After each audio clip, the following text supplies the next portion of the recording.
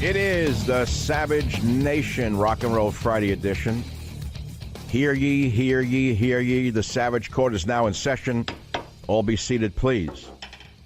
This is Judge Savage, where I will bring you today's news, views, and reviews, as I have done for the last quarter of a century. That's quite a long time. Enjoy it while you can. We'll begin with the headlines, the tweets, and the stories in a moment. I'll give you the phone number, 855-400-7282, because it is Open Mic to Mike Friday, and you can comment on anything that's bugging you, frankly. But I want to begin with something that I noticed that is not in the media, and that is the fact that yesterday I covered a bit of Plato's Republic. Now, think about this. Oh, don't turn the show off so quick. I know I didn't say Trump or Biden. I didn't say BLM or Antifa. I didn't say socialism or capitalism. Plato wrote the Republic 2,700 years ago. Okay. I had to read it in high school, and I used to reference it on my show regularly, and I stopped referencing it for years. So then I come up to the studio that I haven't used in a long time, for over a year now, and I find my old library. They're like old friends sitting around with my little Post-its here and there. And I start reading yesterday from Plato's Republic, and it becomes so interesting to me that I did a podcast name, a title from yesterday's show called From Plato's Republic to Our Republic, How It Relates to Trump or Biden.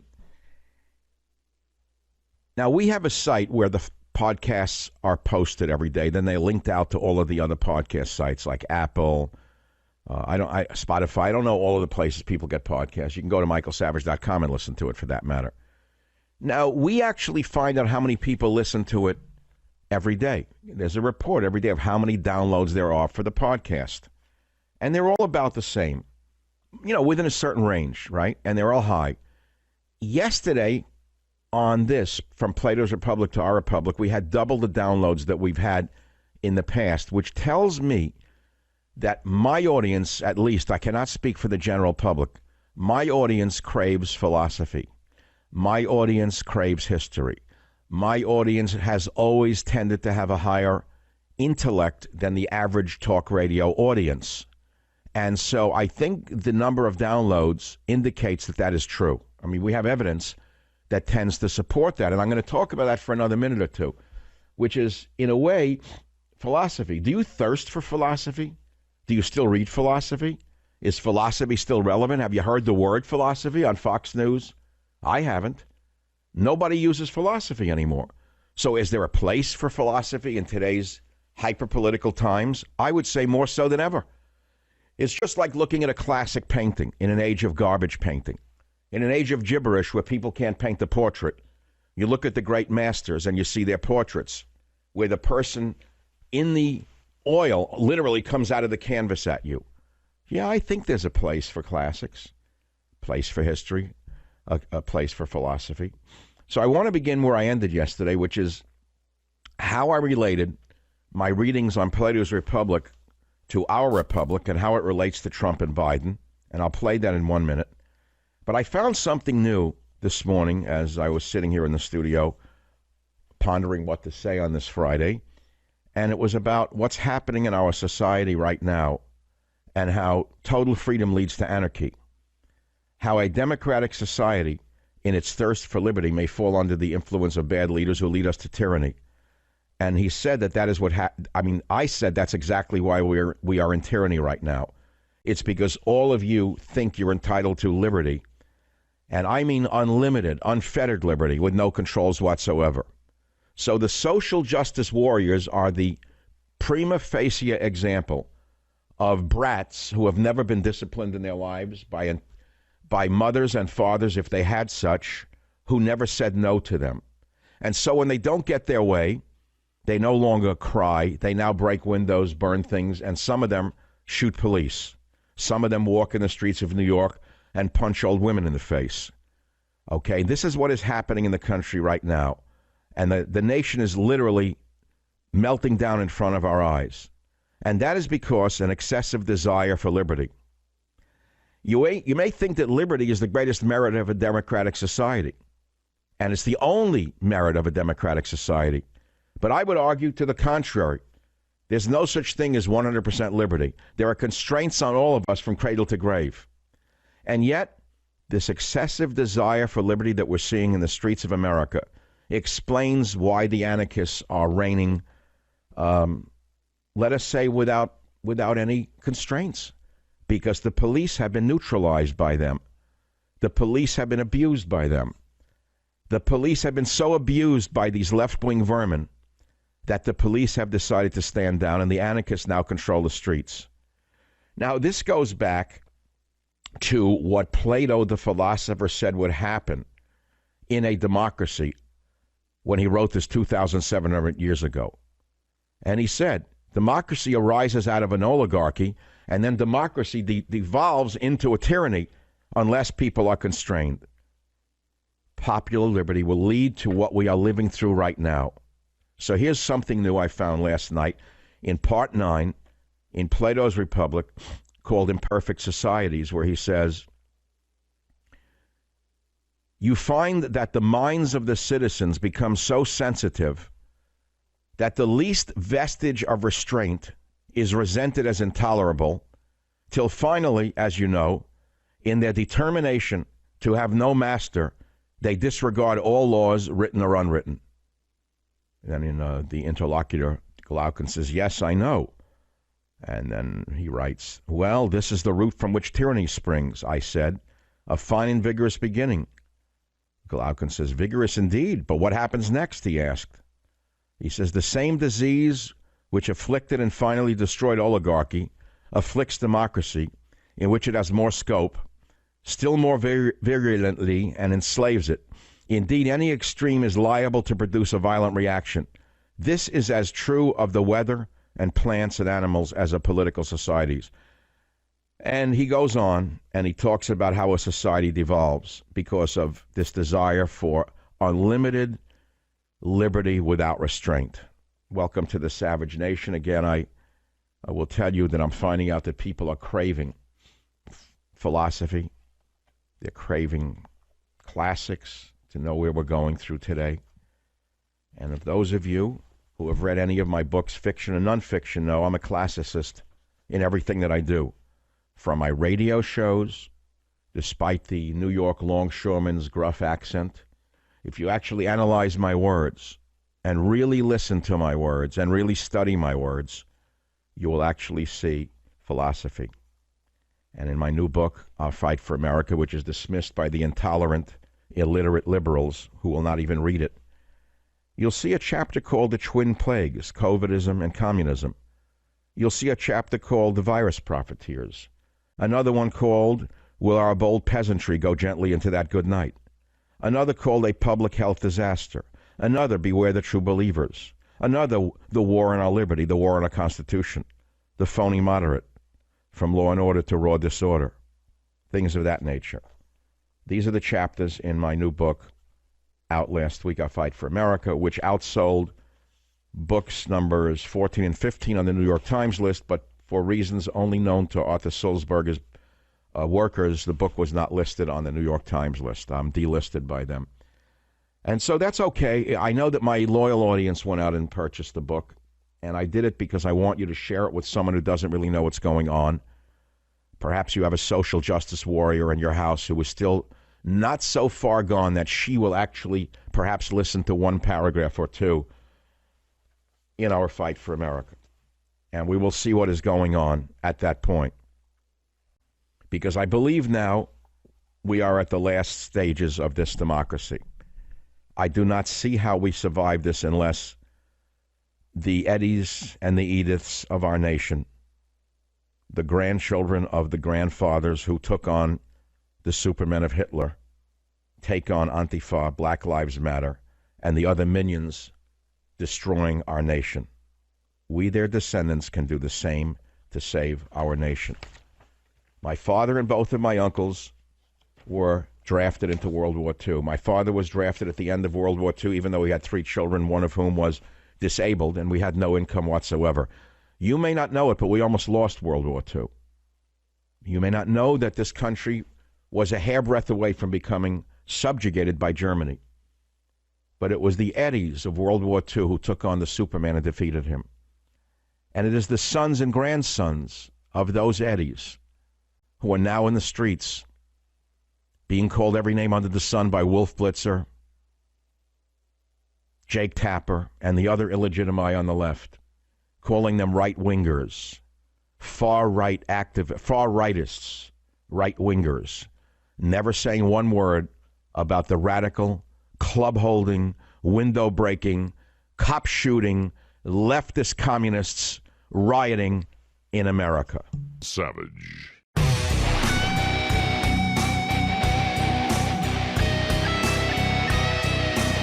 Burning down a building is a symbolic act. I personally don't burn It's also down very destructive and Sure, but harmful and wrong. it creates economic activity because you need to employ a bunch of people to build the building back up. So a reporter says to one of the Antifa scum who should be thrown out of the country, sent to Guantanamo, says burning down a building is a symbolic act. So the interviewer says, well, it's also very destructive and harmful and wrong. The Antifa scum says, sure, but it creates economic activity because you need to employ a bunch of people to build the building back up. Now you understand what we're dealing with. Liberalism is a mental disorder. Those in the streets who are rioting are criminals and mentally disordered people. A sane society shuts them down 3 months ago, not now. And the longer you permit these psychopathic maniacs, these psychopaths to go on, the worse they're going to get, the more empowered they're going to get. More people will die. More buildings will burn. They have done more damage to the infrastructure of this nation than ISIS ever did, and the military has done nothing to stop them. As a matter of fact, the military has said it will not intervene in any case in a domestic level because of the Posse Comitatus Act. That is utter rubbish. The military was deputized and used by presidents going back to Dwight D. Eisenhower, who certainly knew something about the Posse Comitatus Act. The generals who are now running the military are all left-wing fanatics. Apparently, they don't even belong in their positions. They don't even know what their job is.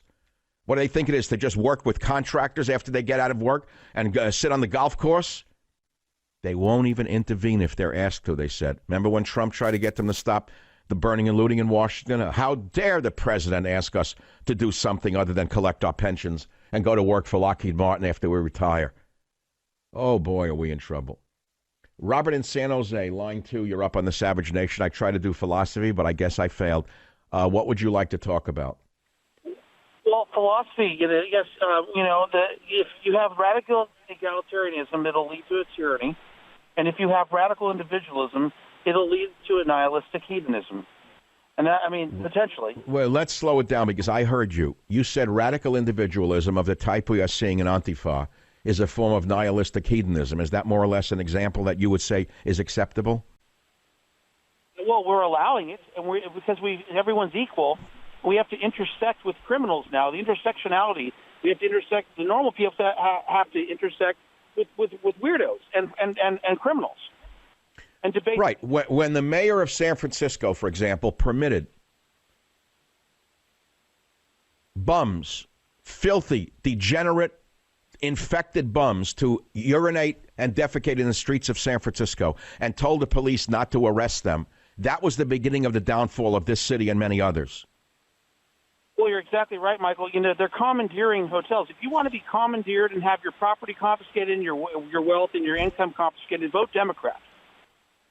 Well, the Dems are fleeing the big cities. They're all buying properties outside the cities. They're trying to dump their apartments. I see that even John Lennon's former apartment on Sutton Place is for sale. They're getting out as fast as they can after they've ruined the ship of Manhattan and San Francisco and the big cities with their liberalism. They try to leave, don't they?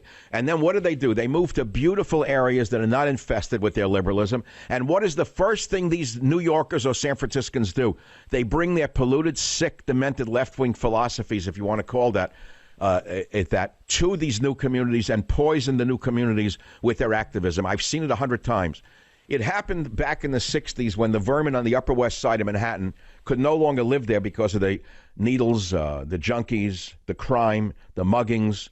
They left. Many of them moved to Vermont. And what did they do to this formerly wonderful state of Vermont? They polluted it with their left-wing activism. And what happened? Bernie Sanders was born in Burlington, Vermont, and became a mayor because of them. The same thing is true in San Francisco. Many San Franciscans fled this city I would say back in the 70s and 80s, and went up to cities like Portland and Seattle, and they poisoned the politics of Portland and Seattle after they fled this city that they had ruined. This is a pattern over and over again, and it's happening right now with them leaving San Francisco and going out to Marin County, Contra Costa County, moving up to Lake Tahoe. They're going to pollute Incline. They're going to pollute all of northern Incline Village, all of northern Lake Tahoe with their left-wing philosophy, and destroy a pristine area with their garbage. It happens over and over again. I'm sending you a copy of Our Fight for America. Maybe you can help spread the word. Phone number is 855-4. I said I wouldn't get too worked up today, and I'm trying not to. I mean, I slept really well last night. Not solely because I was free to speak as I really generally had done for many years. I've been under terrible constraints for a long time. I felt very free yesterday, and I intimated at things which I cannot yet discuss. I will have a major announcement for you, I would hope in the next week or at latest 2 weeks from now, because time is very short, about what I will or will not be doing in January of 2021. And the only thing I can tell you now is that you are welcome to visit michaelsavage.com every day to look for my messaging, because I own it. I'm free to tell you what I believe, more so there than anywhere. I'm constrained by Twitter. I'm constrained by Facebook. I'm constrained by radio. But I'm not constrained by michaelsavage.com. I'll be right back. Savage.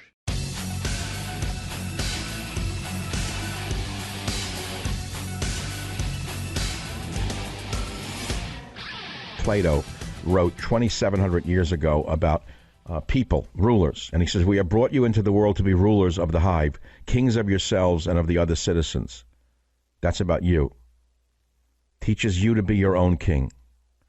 And he says, basically, in a bad state, men fight with one another about shadows only, and are distracted in the struggle for power, which in their eyes is a great good. In other words, you are fighting over shadows on the wall. You don't even see the players.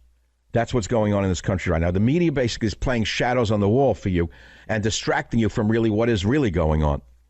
And then here's the conclusion. Whereas, he wrote, the truth is that the state in which the rulers are most reluctant to govern is always the best, and most quietly governed, and the state in which they're most eager, the worst.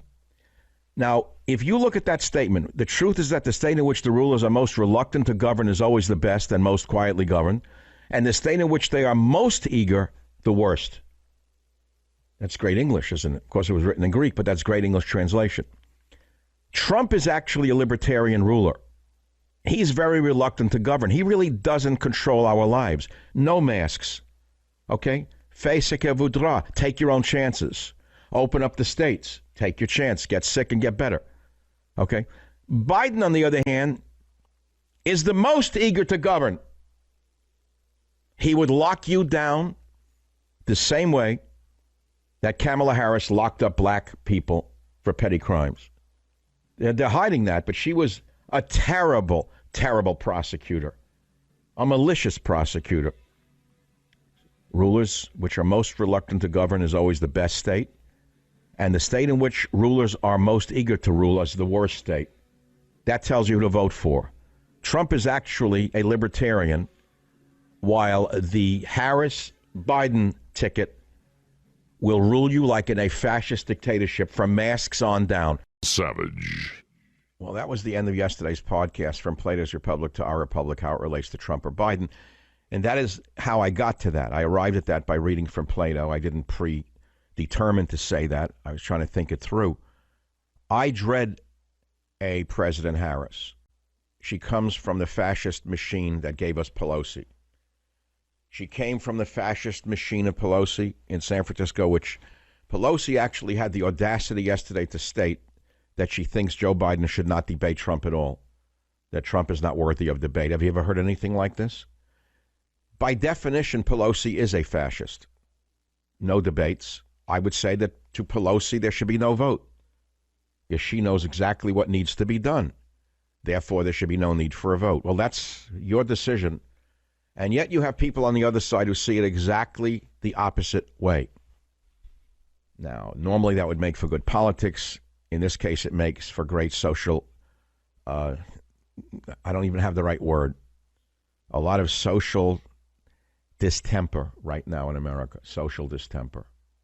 And so I turn now in my life, it's funny what I'm doing. I'm under more pressure than I've ever been in my whole life for many reasons. I don't have to go into it with a crybaby thing here. You know what I did? I went back to some of the books that I read when I was young. I don't even have them anymore. I don't know where they went. I think I threw them away when in all my moves. You have everything you have. Who knows where they are? Warehouses. I have no idea. A lot of stuff I have, a lot of stuff I don't have. I should have kept all my books with all the markings in them. So I reordered, for example, we're not talking philosophy necessarily. I reordered early Hemingway books in hardcover. I don't like to read paperback books. I try to find hardcovers, but they have to be new, especially in the age of COVID. You know, my mother, funny thing, I was always a reader. She would say, I don't like used magazines. I don't like used books. Don't bring them in the house. I thought she was like weird, like old timer. But remember, they went through I think the flu way, way, way back.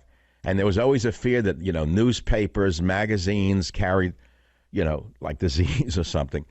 But she never liked used stuff. I don't like used books. I can imagine like some old hippie read the book before me and like crumbs fell in it. I like to get like new, you know, new hardcover. So I ordered Hemingway's Islands in the Stream. You probably saw the movie many years ago. Fabulous film. Now, Hemingway was one of my great influences. I loved reading him when I was younger. He took me to another place. He taught me what masculinity is. He taught me what dignity was. He taught me what courage was. He taught me what adventure was. I loved Hemingway, so I read everything of his. I mean, before him, I read Aldous Huxley. I read everything Aldous Huxley ever wrote, including, I became so obsessed with Aldous Huxley that I read his magazine articles that he wrote in obscure magazines about furniture and architecture. I even went to London at one point when I was still permitted in England, and I went to one of the great libraries to look up old Huxley manuscripts. I got so obsessed with Aldous Huxley. This is a side note that I remember in 1966, I drove to the West Coast from New York City in an old, terrible little Nash. I drove across the country in a Nash, amongst other things, to visit Laura Archera Huxley, his widow at the time. I was discussing with her a project that never came to fruition. It was a great voyage for me. And actually, I remember now, we went to Reed College for one summer to study psychology on an NSF grant. And on the way home from Portland, I loved Portland at the time, beautiful city. I drove down to L.A. to visit Laura Archera Huxley. And I remember, this is an interesting story to me, I remember driving on Mulholland, I don't know what's called, Mulholland Highway or something, up in the hills of Beverly Hills. Anyone know what I'm talking about? Mulholland Drive. I still drive it. I know it well. I have a home down there. I don't go there much. I intend to spend half my time down there next year because I actually love L.A. I'm one of the few people who loves it. Before COVID, I loved it. The people are much more talkative, more dynamic, more alive. I don't care what their politics are as long as they talk. San Francisco people are covert like cats. People in L.A. are more overt like dogs. Let's leave it at that. So I remember driving on Mulholland Drive in the Nash on a visit Laura Archera Huxley at the time. So she was staying with a friend, if I'm not mistaken, a Mrs. Pfeiffer, who Huxley had written about. And Mrs. Pfeiffer had an estate, which today is not, by my standards today, just a normal, mid-century house with a swimming pool. But it was up in the mountains above Los Angeles. Now remember, for a young guy from New York, a house in the hills of Hollywood Hills, no matter what the house was, with a swimming pool in the clouds, is like ascending to heaven, right? So Huxley wrote about this young Hispanic kid who lived on the property named Juan, a character in one of the stories, I think, Juan. I actually met the actual Juan there. I said, oh my, like when you see living history, living fiction come to life. It was one of the most, enlightening moments of my life to get to that place. And I never forgot that swimming pool in that rather ordinary mid-century house above Los Angeles, above the Hollywood Hills somewhere. I don't even know where it is. I could probably find it. So I'm telling you how obsessed I had gotten when I was young with authors and writers. And now for all these years now, I've been in radio where I have nothing but radio in my mind. Almost 99% of my brain is filled with radio. So I'm transitioning to a new phase of my life. And what I'm doing is transitioning back to where I was before this. I was an inveterate journal writer. I have journals going back to 1966. handwritten journals, beautiful penmanship. I've had them all edited. I've had them all transferred to digital files. I was going to publish them about 4 years ago. The journals of Michael Savage. I never got around to it. I may do that. They're all edited. I mean, they're highly edited because there's some personal things in it that didn't belong in publication. They would have been boring. But I have my journals from those years, and I remember what it was like to write journals every day. And then I went into radio in 1994, and my radio has become my journal. Because those of you who are listeners to this show know that unlike most in the business, I don't get stuck on a political topic. I get distracted very easily, meaning I'm a full human being with a lot of ideas, and I don't need to beat something to death to the exclusion of the broader picture. So sometimes in the middle of the discussion of a political event, I'll veer off, as I am now doing, into something personal. What I'm doing for you right now is writing a journal on air. You see what I'm saying? So to make a long story short, I'm circling back to what I left off with 25 years ago. Would you believe it? Which is reading. Now, I did read heavy philosophy. I read heavy fiction. I read light fiction. I never read the kind of fiction that you would call pulp fiction. I never understood it. I didn't like it. I liked serious fiction. So I could go into those if you want one day. This is not the time. We're in a hyper-political time. I understand that. And you want to hear about Trump and Biden and the election. I'll do that. That's fine. But, for example, Huxley. I read Huxley. But I also read Henry Miller. I read everything Henry Miller wrote. I loved Henry Miller. I became obsessed with Jack Kerouac's writings. Jack Kerouac was an enlightened man who enlightened me.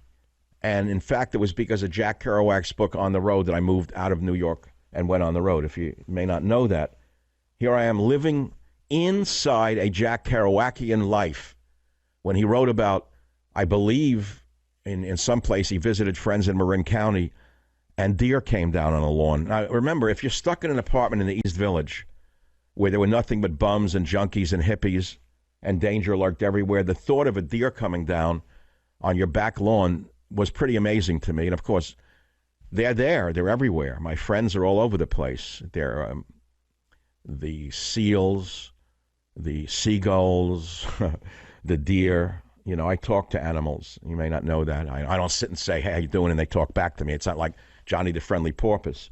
But I have an affinity for the animal friends on the earth, just as our Native American predecessors on this continent certainly did, and those who follow us on this continent certainly will.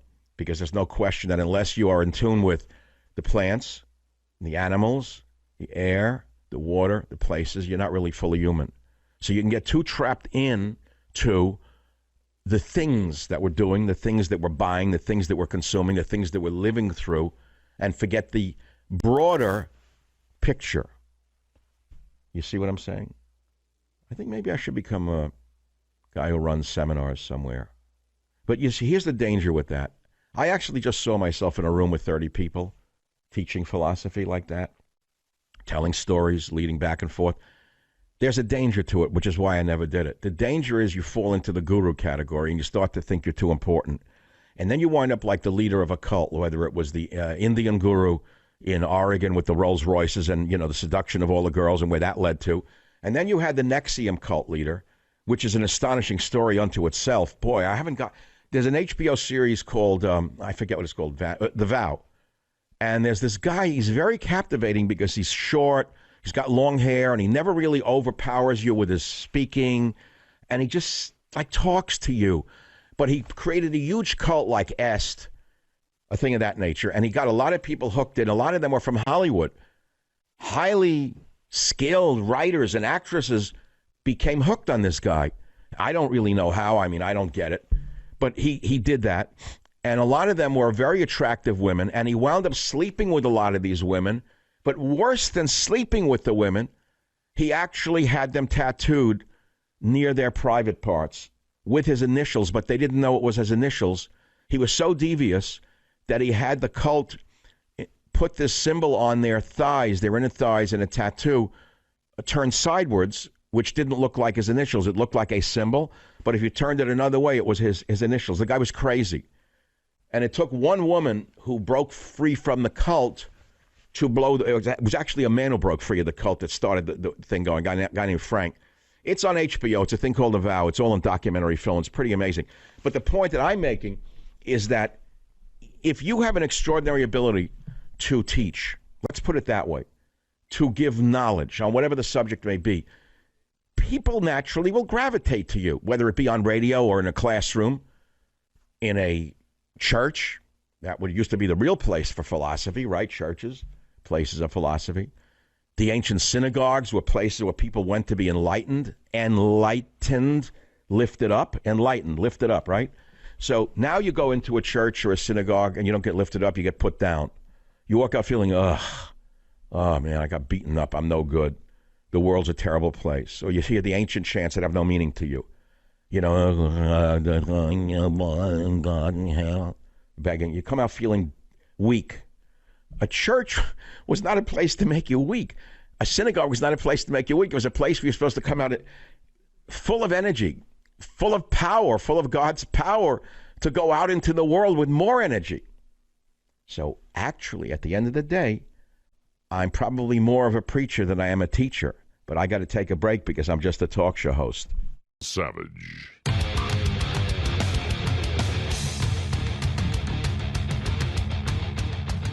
So as this hour comes to a conclusion, there's another hour today, and then I'm not here Monday because it is the most religious Jewish holiday of the year. It's called Yom Kippur, the Day of Atonement. I actually hate the holiday. It's the most depressing holiday on earth. You have to apologize for everything you did and thought of doing. Everything you did were bad.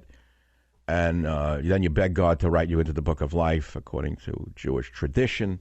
These are the 10 days that end that day where God decides, like a child with Santa Claus, whether God decides to write you into the book of life. Now, you could laugh and mock God if you want and make believe that these rituals mean nothing. But, something bad happened to me last December. So I went back in my journals and I said, did I mock God last Yom Kippur? Did I go on the air and say something bad about God? Is that why he did that to me? No, things happen. You get older. You get younger, things happen. You get run over by a car at age 9. A church bus falls off a cliff. The kids didn't do anything wrong. There's a lot of random stuff in the universe. So I just want to close this hour with a statement about Donald Trump. I've been thinking about it apropos of the Jewish holiday. There are psychotic left-wingers out there who are saying Trump is an anti-Semite, Trump is Hitler. I couldn't believe what I heard on MSNBC. Trump is Hitler. Now, Donald Trump did more for peace between Jews and Arabs than any president in the history of the world. Do you know there's a major peace deal? Do you know that if this deal had been done by any other president, had he been a Democrat, there would have been fireworks and Nobel Prizes and celebrations across the world? Do you have any idea how psychotic these people are on television to call him Hitler and to say he has done nothing for the world?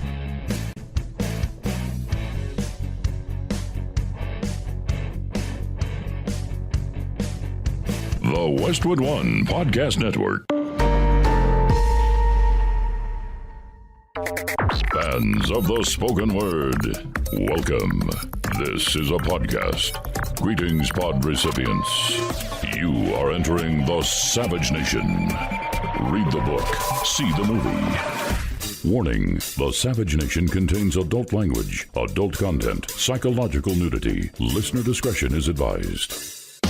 And now, the world's most exciting podcast, The Savage Nation, home of borders, language, culture. And here he is, New York Times best-selling author and National Radio Hall of Fame inductee, Michael Savage. Popular music actually reflects society at its time. So you take Bobby Darin, he reflected the cool of the time. Probably one of the word cool has a meaning, real meaning. He was a cool guy. A man would generally wanted to emulate him, be like him, like Frank Sinatra. Men wanted to be like Frank Sinatra. That's what cool means. A man who is cool is someone that other men want to be like, okay? So that was an era. Now look at what we have today. Do I have to tell you the difference? How we have devolved into this society? Look at the recording artists of today, if you want to call them that. Okay, I don't have to denigrate them. They denigrate themselves every time they open their mouths. Look at the baseball players I grew up with. They were role models. Mickey Mantle, Joe DiMaggio. Great men, role models. We looked up to them. Their behavior was important. Look at the garbage now on the fields with the hoops and the bats. Take a look at them. they're almost indistinguishable from the gangs that shoot each other in the streets, except these guys use balls instead of guns. But they're the same mentality. And they're the role models, unfortunately, for so much of America. Now, I could give you the news of the day, but I'll tell you what today's show is called. I'm going to give you the news anyway, all the headlines from my point of view. Yesterday's show was From Plato's Republic to Our Republic, how it relates to Trump or Biden. And the podcast pulled double the numbers that it normally gets. This is interesting. So I was trying to say in the last hour, I think that indicates people are starved for philosophy, classical literature, a deeper discussion of things from any perspective. They're so bored to death of the monodimensional, if you even want to call it that, television and radio stuff. So today's show will be a continuation of that yesterday. And I just titled it From Ancient Philosophy to Savage Philosophy to Save America. Just simple. I got to make it simple for myself to come up with a title. So it's every day I have to come up with like a book title. From Ancient Philosophy to Savage Philosophy to Save America. I think it's a good one. Now, here are some of the headlines I found of interest to me. I hope they are to you. All of these stories and others can be found on the one portal to find out what I'm doing, what I'm thinking, where I'm going, where I'll be. And that is michaelsavage.com. COVID-19 mutation may be evolving to bypass mask wearing and hand washing. I'm not surprised by that because as a trained epidemiologist, I knew that viruses mutate and they mutate rapidly. And viruses are smart. They have their own intelligence. And so we wash our hands, we wear masks, and scientists, real scientists, not Fauci, found that there's a new strain of the virus known as the D614G mutation. It's more contagious. It's not more deadly. It's more contagious. And the fact is that the virus responded to defeat masks and other social distancing efforts. It's almost like the virus is, we keep hearing about extraterrestrials, right? E.T. Sometimes I think the virus is an E.T. But I'll leave that to those of you who study those things. California man finds thousands of what appear to be unopened ballots in garbage dumpster. Tell that to Nancy Galoshes. Thousands of unopened ballots in a garbage dumpster in California. Organized election fraud. Next story. 4 people, including Texas County Commissioner, charged in mail ballot fraud scheme. You're surprised by any of this? These are the same demon cats who rejected voter ID, who wanted as many non-citizens to vote as they could get in order to maintain their one-party scam of the American people. Here's another one. Wisconsin authorities investigate absentee ballots found in ditch as FBI probes discarded pro-Trump ballots in Pennsylvania. Next story. Dianne Feinstein's husband, Richard Blum, named in UC Berkeley admissions scam. Yeah, no, nothing will happen. Come on. Are you joking? Nothing will happen to him. Richard Blum, Dianne Feinstein, they are the law. What do you mean above the law? They're not above the law. They are the law. House Democrats preparing bill to impose term limits on Supreme Court. The rich people who rent U-Hauls for riots in Louisville where cops get shot. You'll not believe the list of the millionaires and billionaires who are supporting the rioters in the streets. The names are shocking. The names are disgusting because they're all rich. And I don't have to read them to you. You can find them all in the article. The rich people who rent U-Hauls for riots in Louisville where cops get shot. And one of them is Holly Zoller, who rented the vehicle during a recorded phone conversation. I never heard of her. She rented a U-Haul truck. She's a blonde-haired white woman, kind of fascist type, who thinks that she's a social justice warrior. Zoller is a local Louisville representative for an organization called the Bail Project, which raises money to bail out individuals arrested for criminal offenses. The Bail Project is headed by Robin Steinberg, an American lawyer and social justice advocate who previously founded the Bronx Freedom Fund. You hear this? These are like boll weevils. These people are like insects. They go from the Bronx to Louisville to Portland to Seattle, and they poison the body politic with their communist agitation. But there are a whole raft of very wealthy and very influential individuals who are giving money to this. Lisa Gersh, who was most recently the chief executive officer of Alexander Wang, a fashion brand based in New York City. Michael E. Novogratz, the CEO of Galaxy Investment Partners. The actor Danny Glover, forget about him. The singer John Legend, Richard Branson. These are all donors to the Bail Project. So now you understand what's going on in this country in a little way. Those are some of the other headlines. All of the other headlines that I didn't talk about yet can be found on michaelsavage.com. Here's one I wanted to talk about, given the religious holiday that's coming up for Jewish people. New York City threatens Orthodox Jewish areas on the virus, but Trump's impact is seen. Oh, this is a big story. The cowardly communist mayor, Bill de Blasio, who did nothing to stop nor say nothing about the riots in New York City, the thugs in Black Lives Matter, the militant communists in Antifa, is cracking down on Orthodox Jewish people in Queens and Brooklyn. Mayor Bill de Blasio ordered the police department and the sheriff's office to enforce public health guidelines in several Orthodox Jewish neighborhoods in Queens and Brooklyn. Now, there's more to this story than meets the eyes. It is true, for example, that the virus is unfortunately rampant amongst Orthodox Jewish communities for a number of reasons. They pray very closely together. They don't practice social distancing. But what you don't know about this is that a high percentage, like 92% of Orthodox Jews in New York, voted for Donald Trump. And that is the rest of the story. It's not just that he wants to control the pandemic. He wants to get even with the Orthodox Jews who are defenseless against the hate coming out of the communist administration in New York City.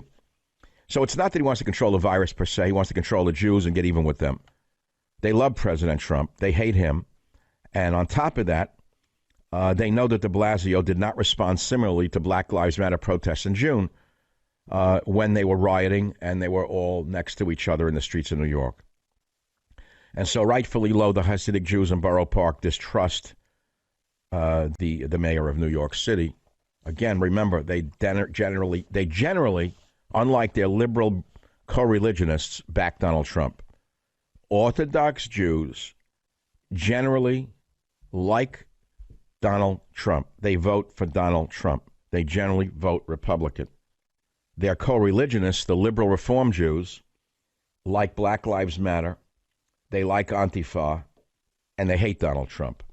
That's all. Now you know the rest of the story. Jimmy in New York, our old pal. Jimmy, you're up on the Savage Nation. What's on your mind, Jimmy? Dr. Savage, what isn't on my mind? You know, God bless you. You sound good. You sound very even, you know, with your voice, very monotone. I'm having a nervous breakdown here. We got 14 months left of this crackpot, John Wilhelm, Mayor de Blasio. If you see what Manhattan looks like, if you go near, I went uptown the other day. I ran right back downtown, which made me run on the ferry to get back to Staten Island. You have no idea what's going on. Everybody's Nabuga Spampunada, which means they're all nuts in the head. Nobody smiles. Everybody with a mask.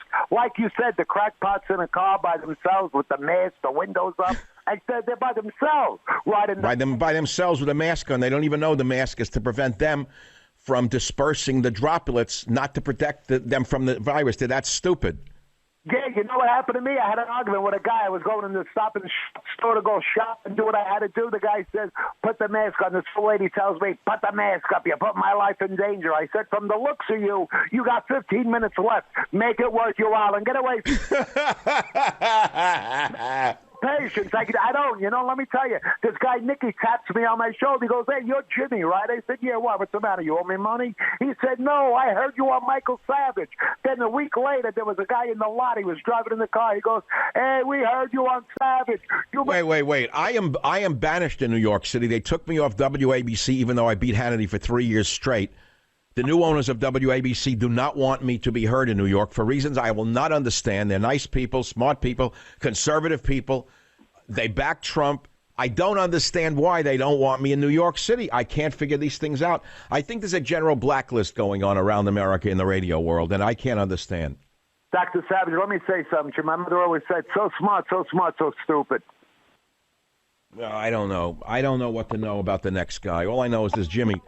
How do you catch my show? How do you listen to my show in New York? I want to know because I'm blacklisted in New York. KSFO on the stream or whatever you call it. I that other. Well, what are you going to do in January if I'm no longer even heard on the stream? How are you going to listen to me?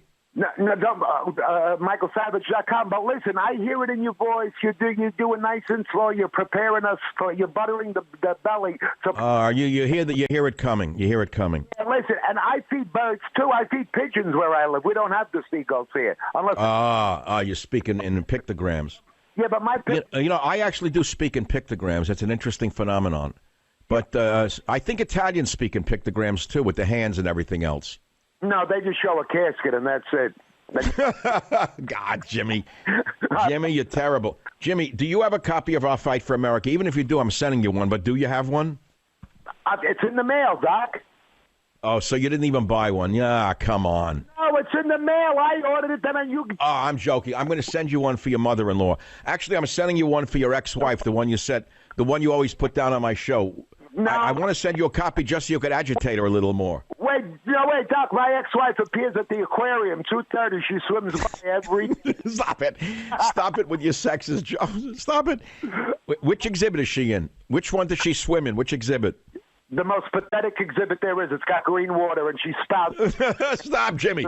Jimmy, thanks for making everyone's Friday a little happier. Thanks for listening to the Savage Nation. Jimmy, you got his number. Your name is Jimmy. Jimmy? Hey, Jimmy, send Jimmy a book. I'll be back in a minute. Savage.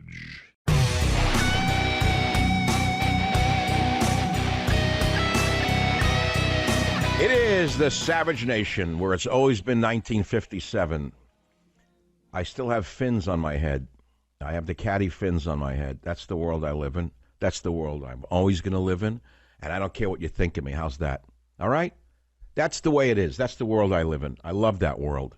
Was it perfect? No. Was there injustice? Yes. Was America great? Yes. Did it have flaws? Yes. You have no flaws? Everything has flaws. And, I go back to the founding of America. All we hear from the illegitimate left, the liars, is this nation was based on racism and slavery. That's the biggest lie you've ever heard. Racism and slavery are horrible things. There is not a nation on the planet that was not founded on horrible things being done to other nations and other people. Go all the way back and study your history. Go to Africa if you want. Let's not dance around the subject. Let's see how Africans behave to Africans before we talk about how bad America is today to everyone else except white people. Do you know what the Zulus did to the neighboring tribes? No. Do you know what one tribe did to the other here in North America? No. You think it was all a Mazzola ad? Walking around with buckskin and eating like cornflakes made from the earth, made ink from plants, and everyone loved everyone? If one tribe caught the other tribe off base, they came and they tortured them to death. They cut their skin off and threw them in the snow without skin. If you think I'm making it up, you know nothing about Native American history. They were brutal people. That's how they survived for 20,000 years off the land. They had to be brutal. So every nation on earth has its history of brutality. Do we revere it? No. Do we shun it? Yes. Do we remember it? Yes. But we don't make it the be-all and end-all of the nation. Go to Sweden. Go to Denmark. Go to Norway. Viking nations. Look at them today. Yeah, have you seen what's happened to these countries? I don't know where all the Vikings went. Maybe they're all in prison in biker gangs. I don't know where they are. How could a country like Sweden or Norway, where there are descendants of actual Eric the Terrible and Norman the Mean, or whatever they called them, so they have great names, those guys. How could these descendants have been taken over by far-left feminist patsies who have turned their nation into toilet bowls, welcoming the refuse of the world who they put on pedestals? How? You got immigrants in those countries who don't work a day in their life, living better than some poor Norwegians. How? Well, okay, this is what liberalism is. It's a mental disorder. That's how it is to me. So this is one man's opinion.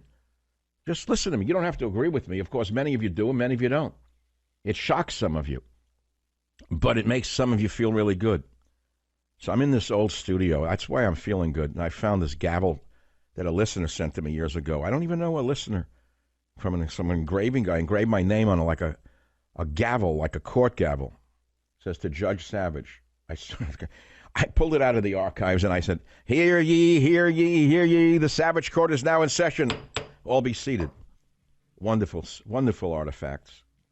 One day, years ago, I used to think I was going to create a Savage Museum. Shows you how your mind can play tricks with you. And the center of it was going to be my 1965 Cadillac convertible, the red one. That one symbolizes this show when the chrome was thick and the women were straight. But I sold that Cadillac about 5 years ago. Savage.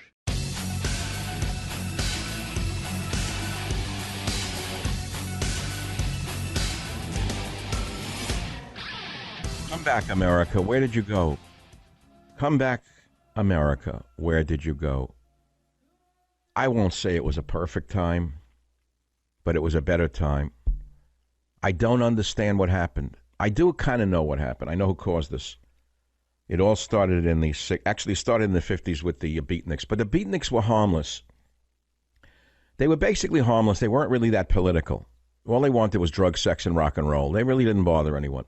But with the desire for this ultra liberty or libertarianism, whatever you want to call it, libertinism really is the right word, libertinism. In other words, if it feels good, do it. With the drive for a 100% freedom to do what you wanted, if it feels good, want to do it in the road. But that came after the Beatniks. The Beatniks were basically, they smoked some pot, they drank a lot of wine, they slept with each other, and that was it. Then they wrote garbage poetry, most of them. A few of them were breakouts who knew what they would, they were smart and such. But most of it was dreck. And I came up in that milieu, so I understood the beatnik mentality, where it came from. It was harmless. It was benign. Then came the social upheaval of the 60s and the hippies, driven by drugs, different drugs, harder drugs, crazy drugs, mind-altering drugs. Mainly LSD. LSD probably screwed the American mind more than any other drug on the planet. Pushed by Timothy Leary, sold by his connections to Harvard, tied in with him the feminists, Bella Abzug, putting down men, man-haters, combined with LSD, combined with degeneracy, combined with poetry, combined with all of the other stuff, led to the meltdown of America, led to the radical left popping up like mushrooms in the rain, committing horrible acts like the killing of Sharon Tate, the SLA, the kidnapping of Patty Hearst. All those things happened in the 1960s from the same mentality that is now burning and looting in the streets of America. Welcome back to the Savage Nation. See, that's a nice little sweep of history. That's the teacher in me. When I say news, views, and reviews, I should throw something else in, which is I think I'm pretty good at taking complex ideas, reducing them to simple terms. I didn't say simple, stupid simple. I said simple terms, and then presenting them, projecting them through an electronic means to a massive audience. That's what I do. That's how I reach you now. And what I'm trying to decide is how I want to reach you in 2021, assuming God still wants me. He'll decide that by Monday night. Monday night. No, I'm not making any decisions till after that holiday. I'm telling you right now. Although I'm not a religious man, I'm extremely fearful of God. It's a funny thing to say that, isn't it, Jim? So I fear God. I don't love God. I fear him. I'm not like one of these gurus, love God, God loves you. God doesn't love you. God looks down. I mean, it's not very Christian. I know that. Christians believe Jesus loves them and God loves them. God bless you if you believe that. I don't. To me, God is a vengeful God. Man, does he get even with you. And when you least expect it. So you screw over a man for years, whether it be in this business or another business, and you think you're going to get away with it? God's watching everything. You're going to pay back tenfold what you do to that man. I've seen it in my life over and over again. I have seen it over and over again. I've seen it in this business I'm in. I've seen people rip me off who thought that they were going to laugh all the way to the bank. I'm not going to say who, how, when. One guy once mocked me and said to me, I've beaten everyone I have fought in court. And I said to him, you haven't beaten me. He wound up living in a tool shed in the woods with nothing. This is a true story. I don't know how it happened. There were many cases in my life of people who thought that they were God Almighty themselves. Greedy, vicious human beings. The meanest people you could ever imagine, who used lawyers. And some of those lawyers became talk show hosts. Oh, yeah, now they're posing as conservatives. They actually worked for this man. And those lawyers wrote the most vicious venal letters you ever saw in your life, which I have, by the way, which will be released to the public at the right time. Posing now as a great conservative in a cowboy hat. You won't believe the letters when you see them. They're all factual. I wouldn't release them because I'd get sued. Wait until you see who the person really is behind the hat. Wait till you see like they say, 10-gallon hat. There's how's it go, Jim, in Texas? There's a hat but no cattle, right? That's what you have now. Hat but no the hat but no cattle. That's good. That's like a Mike with no brain, or the conservative without values. Put it another way. But again, God sees the truth but waits. I don't know what he has in mind for any of us. Do you? I know that the earth is moving under all of our feet between the epidemic, the social upheaval, the election, the lies, the hatred. I've never seen anything like this. I don't know how it ends. I have a suspicion I know where it goes, but do we really know what's happening in 2021? No. So I have plans in mind, but the best laid plans are mice and men, as they say, right? So another book that I ordered from the past is a Steinbeck book, The Winter of Our Discontent. I was telling you about me going back to reading books that I loved many years ago, which I didn't have time to read over the last 25 years because I've been so involved with radio every day and other stuff. So I reordered Islands in the Stream by Hemingway. Beautiful story. Wow, was that well crafted. But I ordered some other books. One of them is The Winter of Our Discontent by John Steinbeck. There's a fabulous scene in that book that comes back to my mind. I'm just talking now, if you don't mind. It's a talk show. I should be talking about MSNBC, Louisville protester, Antifa burning, Trump, Biden. You'll have to forgive me. I'm talking about this instead. Yesterday was Plato's Republic. Today's show is From Ancient Philosophy to Savage Philosophy to Save America. And all of the stuff that goes around it in my manner of speaking and how I do things. So the Winter of Our Discontent by John Steinbeck. Many of you probably know him, if you still remember him at all. Nobel Prize winner, but aside from that, he was a great writer. He didn't just win the prize because he was of a certain gender or race. That's when a Nobel Prize was actually given for great literature rather than for politically correct books, okay? So he won it because he was a great author. And there were other great authors who won Nobel Prizes. And one of the books he wrote was called The Winter of Our Discontent, as I mentioned. And in it, there's a scene, and I'm going to mangle it a little bit because I don't remember it exactly. I don't have the book in front of me. So one of the characters is in New England, and he is talking to a man of Italian heritage at the time who was of the working class. The Italian was a gardener or someone like that who he looked down upon. And this guy, this character, and the old, New England type of guy, is kind of browbeating him a little bit, trying to put him down verbally, getting on top of him. And then as Steinbeck writes it, he looks in this guy's eyes at one moment and he says, in a flash, he suddenly saw the Middle Ages. In a flash, he suddenly saw the ancestry. In a flash, he suddenly saw the princes who are in his blood. And the man got scared. It was something along those lines. Actually, I think I made the whole thing up. It's better than Steinbeck, but I won't win a Nobel Prize. I'll just win a prize of enjoying the show today. And now on to the callers on the Savage Nation. Let's go to John in New York on line 9. John, thanks for listening. What's on your mind? John is gone or there? Brother and I went. I'm here. Oh, go. Okay, my brother and I went to buy your book today, and we walked into the store, and it was surrounded by a bunch of cardboard cutouts of other authors and other books. So nice. I took it upon myself to move the displays, and the young millennial manager comes spouting his mouth off. What are you doing? And I said, listen, this book is important. It should not be blocked off by cardboard cutouts. He said, well, you don't tell me how to run a bookstore, and if you don't get out of here, I'm going to call the police. So we got into an argument for like 5 minutes. So my brother's a police officer, and he just dragged me out and said, let's go. It's not worth it. Let's go. We'll go to a different store. Unbelievable. Well, where was this? A Barnes & Noble? They're normally very good. They generally are very good to me. They've had many bestsellers with me, and occasionally you're going to get these Antifa left-wing radical scum in the book business who will try to bury my work. It's that simple. But, yes, John, let me tell you something. Ultimately, John, this kind of behavior never works. Truth has a way of bubbling up to the surface, no matter how they try to repress it. And I appreciate what you did. I don't want anyone getting in trouble because of me. I know the outrage. I know that your feelings are correct. But your brother was right. This bum could have called the cops and had caused trouble for you. While the next minute, that bum could have been tonight in a black uniform with a mask on, with a stick breaking the windows of his own store. And if a cop saw him, he'd go the other way. All right? That's the world you're living in today. John, thank you for being such a loyal savage warrior. I do appreciate it. 855. Now let's go to Tucson, Arizona, where Debbie listens avidly on the... is she still there? I got to make sure because many people have been holding over an hour.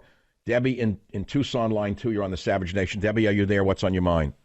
Yes, 2 weeks ago I was invited to the Latinos for Trump roundtable in Phoenix. Afterwards, the NPR Arizona guy interviewed me and asked, why would you vote as a conservative and for Donald Trump as a Mexican-American? And I said, I quoted my famous philosopher. I said, listen, Dr. Savage says, without borders, cultures, and language, we have no country. And I was really disappointed. That was the one part he took out of my interview when it played. Isn't that something? Well, thank you for being such a loyal student. That's right. Without borders, language, and culture, there's no nation. The nation melts down like a cell without a membrane or a plant cell without a cell wall. That's right. Borders are the cell membrane of America, or of all nations. They're defined by their borders, their language, and their culture. And that's why the left wants open borders, a polyglot nation of no single language, and, of course, no culture except the culture of Karl Marx. Stay on the phone. I will send you a copy of my important book, Our Fight for America. That's all. Now let's go on to the next callers. Where are we? Great stuff. Let's go to the great callers, just great callers. Jim, Jim's capturing the callers for their addresses, and the publisher then sends them Our Fight for America. I'm only going to do this like this week. It's the second week of publication. Maybe a little dribble into next week, and that's it. I will not talk about it because that's the way books are. You have basically 2 weeks. It's like a movie opening. You got 2 weeks to get on the list, and that's the end of it. And I got bumped out already by the New York Times, who buried the book, even though it beat in sales because of you many of the books that are on the list. But okay, it's not going to change my life one way or the other. Just going to make sure no one reads the title, Our Fight for America, on the New York Times list, where all of the very important people look to see which book to buy to show how smart they are. Let's see the next caller. Okay, Illinois, Ryan. Illinois. Where are you in Illinois, Ryan? Welcome to the show. Well, thank you, Dr. Savage. I got to say, days like yesterday and days like today, you are at your very best. And we not only need that, we appreciate that. Well, okay, let's pause there for a minute, because you know that yesterday was a unique day in my recent radio shows. If you've listened over the years, you can tell when my energy is clean and good and when it's something other than that. And there's a number of reasons I'm feeling rather clear right now and very optimistic. And it was reflected in yesterday's show, and I think it's reflected in my voice and my presentation today. So what is it that you'd like to say to the massive audience that is listening? Well, I'd like to say it brought me back to your show you did probably about a month ago when you quoted Von Gogh about treating individuals as how they could be and watching them become what that individual could be. Okay, Goethe.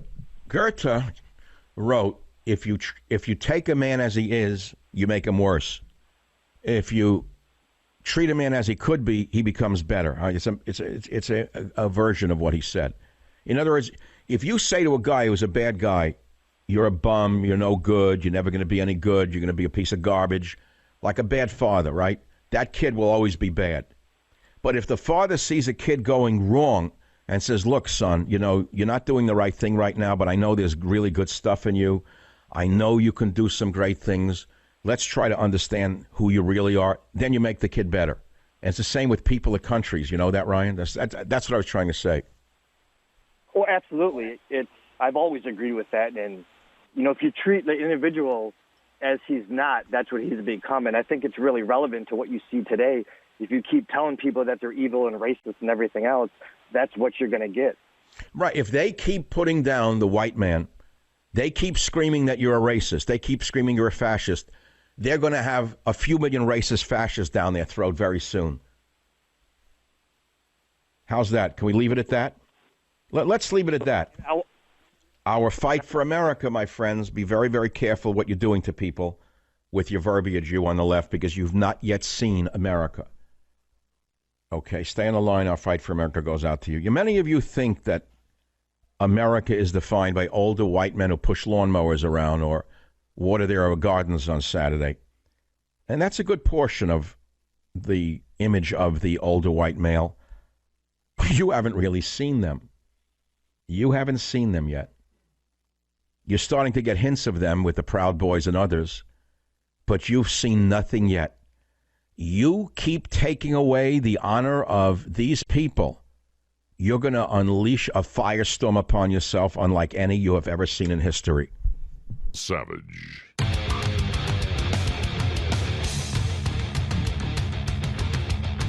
JC in the Bay Area, you're up on the Savage Nation. Go ahead, please, JC. Yes, please. Dr. Savage, I hope that in your future career step you will be visual on some form of media, because we need to see you. You're still presentable in a professorial sort of way. I would bring the camera down to see you from the chest up, and I would replace those heavy rimmed glasses, if I may suggest. Can fight. Okay, got it. So, yeah, well, we're thinking of audiovisual streaming for sure as part of the 2021 New Savage Nation. Audiovisual stream would be fun. I have so many things I want to show the audience. I have collected things over a long period of time. I would like to bring them into the show. Even the gavel I was talking about today, if you could only see it. So I appreciate that, but we don't want to get too we don't want to get too into this right now with more pictures of me, and because the Play Misty for Me thing comes up, and the XK150 on Highway 1 in Monterey, and the Clint Eastwood, and the slashing, and the blood, and the broken bottles. So anyway, it's been nice knowing you. We have gone from Plato's Republic to the Savage Republic, and today from ancient philosophy to savage philosophy to save America.